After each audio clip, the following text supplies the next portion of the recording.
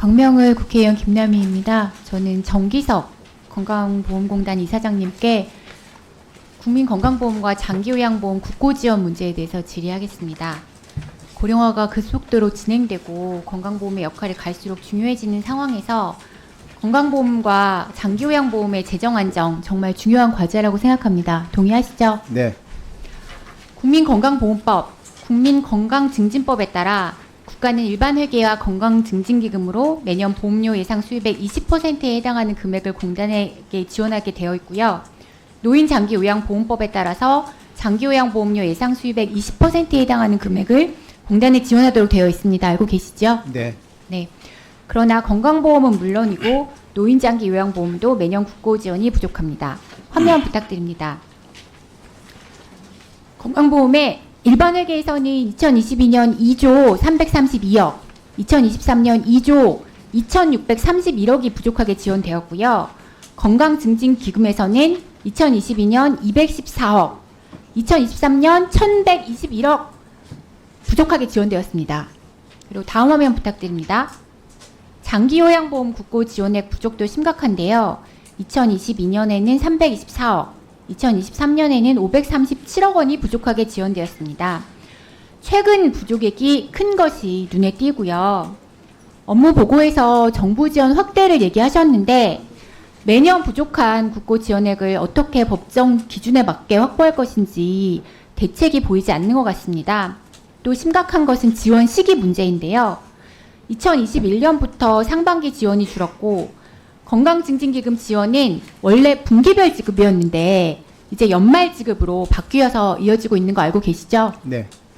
2023년 회계연도에 일반회계 건강보험 지원이 10월 27일에 교부되었고요. 건강증진기금은 12월 27일 연말에 교부되었습니다. 그런데 처음부터 이랬던 건 아니고요. 화면 보시면 일반회계 지원은 2019년까지는 상반기에 오히려 더 많이 교부되었는데 2022년부터 점차 하반기에 집중되면서 상반기 집행률이 2021년 35%, 2022년 22%, 그리고 급기야 작년에는 0%로 낮아졌습니다. 그리고 건강증진기금은 2019년까지는 분기별 교부가 되었는데 2022년에는 12월 말에 1년치 지원금을 일괄 교부하고 있습니다. 이사장님, 이 건강보험이랑 노인장기요양보험의 국고 지원이 예측 가능한 금액으로 주기적으로 교부되지 않으면 이 부족한 수입액을 여유자금 운용으로 조달할 수밖에 없는데 불확실성을 초래하고 중장기 상품에 대한 투자를 어렵게 해서 건강보험 재정에 악영향을 미치지 않습니까? 네. 이사장님, 이렇게 정부가 지원금을 제대로 지급 안 하고 몰아서 지급하는 건 문제가 있다고 생각하지 않으십니까? 예. 네, 다 맞다고 하시는데 네. 그럼 어떤 대책이 있는지 마지막에 말씀해 주시기 바라고요. 다음 질의하고 묻겠습니다. 이사장님, 화면 띄워주시기 바랍니다. 2018년에 불법 사무장병원인 세종병원에서 발생한 화재로 47명이 사망하고 111명 부상한 사고 알고 계시죠? 네. 네, 불법 사무장병원, 불법 개설 약국 등 불법 운영 의료기관으로 발생할 수 있는 문제는 정말 심각합니다. 사기 등 범죄에 이용되기도 하고요. 환자의 건강을 해치기도 하고 과잉진료, 불법진료로 건보 재정에 막대한 피해를 입히고 있습니다. 이사장님, 불법 개설한 의료기관과 약국이 평균 몇 년 정도 운영하다가 적발되는지 아십니까? 얼마입니까? 네, 다음 화면 부탁드립니다. 네, 의료기관은 적발일까지 최근 5년간 평균 6년 5개월 소요됐고요. 약국은 평균 7년 9개월 소요되었습니다. 네. 그리고 불법 개설 의료기관 중에는 35년 넘게 운영한 병원도 있었고요. 약국 중에는 11년 넘게 운영한 약국도 있었습니다. 다음 화면 부탁드립니다. 이사장님, 근데 이런 5년간 불법 행위로 인한 건보 재정 누수가 1조 4,403억 원에 달하는데요.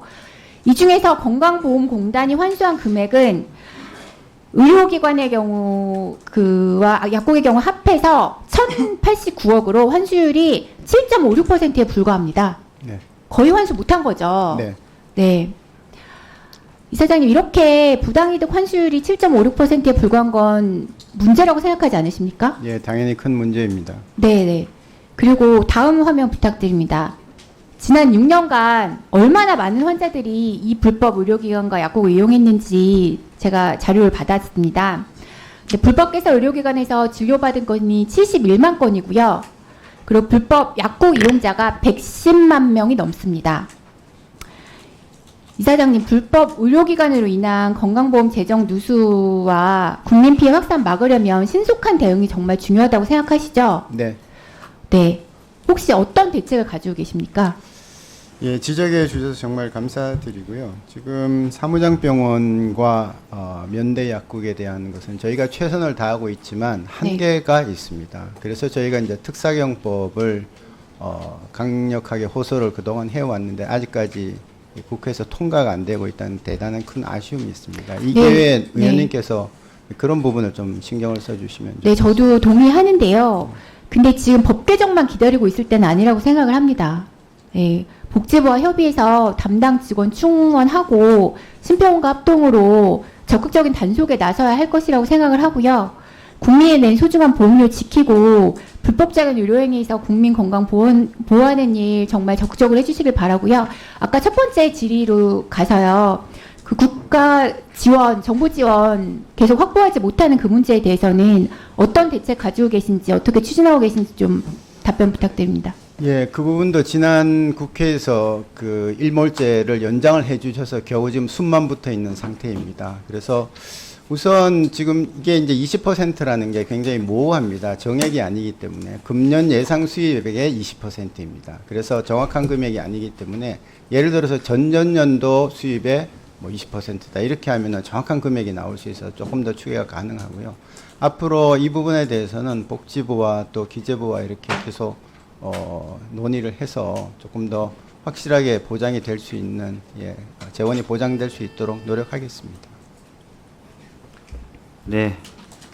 아까 말씀드린 대로 오전 질의는 이것으로 마치고요. 아까 네, 말씀하시죠. 네, 화면 부탁드립니다. 네, 아까 존경하는 김미애 의원님께서 건강보험의 국고 지원을 제외하고 보험료 수입으로 재정 수지를 따져야 한다는 취지로 말씀하셨는데요. 건강보험제도 취지와 사회보험제도 특성상 국고 지원이 왜 있는지는 한번 얘기를 해야 될 것 같습니다. 정기석 이사장님, 네, 건강보험 국고 지원이 왜 생겼는지 아시죠? 예, 지역 네, 가입자. 지역가입자 때문이죠. 네, 건강보험 국고지원은 우리나라에서 과거 많은 조합으로 나뉘어져 있던 지역의료보험과 직장의료보험이 하나의 건강보험으로 통합되는 과정에서 사업주와 근로자가 반씩 보험료를 부담하는 직장가입자에 비해 상대적으로 취약한 상황에 있던 지역가입자에 대하여는 국가가 일정 비율을 부담해야 한다는 차원에서 도입되었던 것이고요. 그래서 전국민 통합 건강보험이 만들어진 토대가 되었던 것입니다. 그리고 화면을 보시면 OECD 다른 국가들의 건강보험이 보험료만으로 재정이 구성되는지 국고 지원이 있는지를 보여주고 있습니다. 국가마다 제도는 좀 다른데요. 한국은 국고 지원이 16%에 불과하지만 다른 나라는 국고 지원이 40%, 68%, 62%, 50% 되게 다양하게 있어요. 그리고 갈수록 취약 노동자들의 상황이 어려워지기 때문에 사회보험에 대한 국고 지원은 매우 일반적이고 또 늘어나는 추세이기도 합니다. 이사장님, 건강보험에 대한 국고 지원이 한국의료보험 통합의 취지와 전 국민을 대상으로 하는 사회보험 제도 취지를 고려할 때 필요한 것이라고 생각하시죠? 예, 지금 현재로서는 적자 규모가 너무 크기 때문에 네네, 그렇죠. 보험료 수입만으로 건보 재정 수지 균형 맞추기보다 제대로 된 국고 지원이 이루어져야 한다고 보는데 어떻게 생각하십니까? 네. 네, 동의하시죠?